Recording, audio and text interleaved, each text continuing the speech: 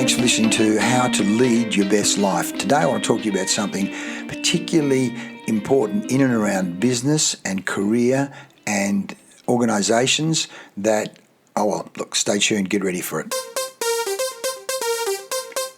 Welcome back. What I want to talk to you about today is something that's come top of mind because of the work I was doing last week with a client, and that is the area of meetings.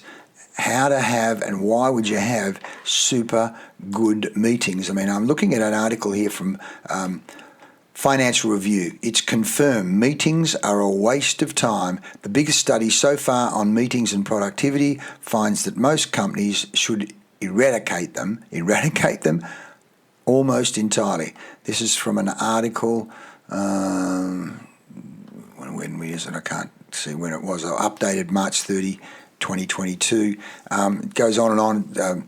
A management professor, Vijay Pereira, spoke to companies trialling meeting-free days. It goes on and on, this article. But you've been in your own experience of meetings where they just go on, and these guys even talked about chronic exposure to elevated carbon dioxide levels because people are locked in a room, a crowded room, and trying to make good decisions on less oxygen. How bizarre. They measured it, let alone, 2-hour meetings, 18 colleagues, blabbing on. Here's some other BJ Pereira saying micromanaging came down when there were less meetings and stress came down. So the question becomes, what makes a productive meeting? When should we be meeting? And how do we make it a quality meeting rather than a complete waste of time? In 2019, with colleagues from 3 business schools in the UK, they set out to find the answers. Researchers persuaded 76 companies, each of which employed between 1,000 and 100,000 employees and worked in 50 or more countries, to take part in the study by switching to at least one meeting-free day in which even one-to-one meetings were entirely ruled out. Wow. They talk about meeting hygiene. I certainly talk about meeting hygiene because so many meetings don't have an agenda, don't talk about numbers, KPIs, don't talk about are we sharing information here? Are we making a decision?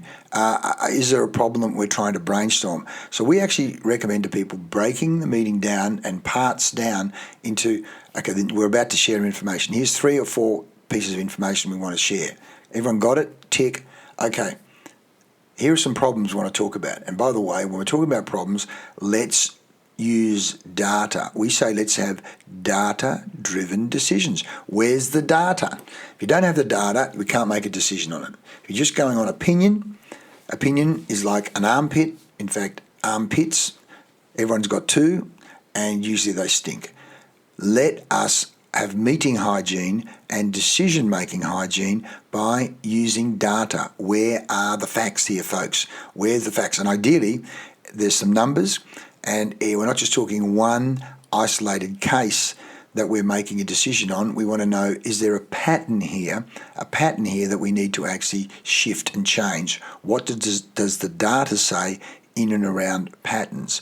So we want to get some more information on that. We've got some guidelines on meetings, particularly the idea of breaking it down into information sharing, brainstorming, and decision making. And the other side of it is, let's talk about decision making guidelines. Who's making the decisions? What level of consensus or agreement do we need to have? Is it a 50%? Is it a 60%? Is it a 70%? So we talk about decision-making guidelines. We've got a PowerPoint presentation that we do on that. We work with our clients on it because, as Deming says, 94% of the problems are due to the systems. 6% are due to the people. So what are your meeting systems?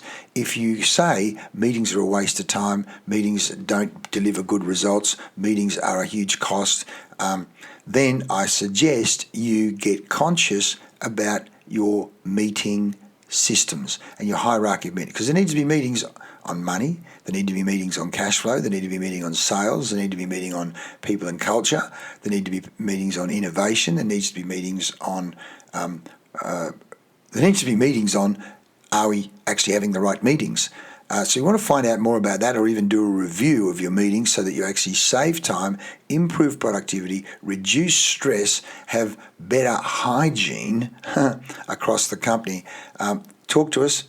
It's certainly part of leading your best life. And if you're either running a business or you're in a business and you know meetings are a waste of time, or at least not getting the most out of the meetings, let's put some science into it, because we can change businesses and we can give people a whole better experience of work and give better results. Touch base with us. I'd love to help you. That's what we've done for over 30 years. I've got it sitting right in front of me. Love to talk to you about it. I'm Lee Farnell. Thanks for listening to How to Lead Your Best Life by Having Better Meetings. Thanks for listening.